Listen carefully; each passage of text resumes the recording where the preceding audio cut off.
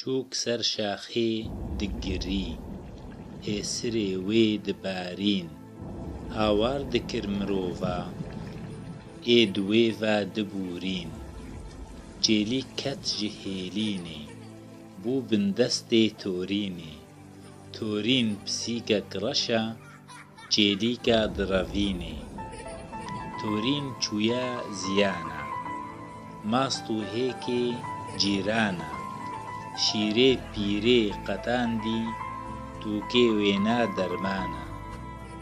cêlîk piçûk û kor e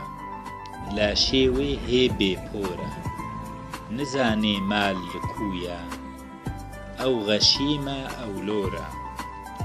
zaroka gund lev didan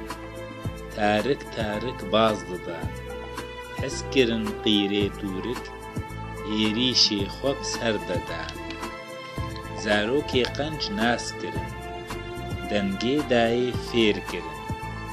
gihiştin binyadarê bin sîka wê dêx kirin dîtin cêlîka reben li erdêne bask û çend laşê wê tev de toz e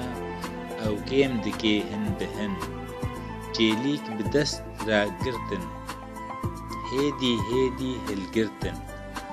danîna hêlîna wê ji torînê dûr xistin çûk ji kêfa netirsî dor zaroka dirêsî baskê xwe li hev didan ser wan şaxa reqisî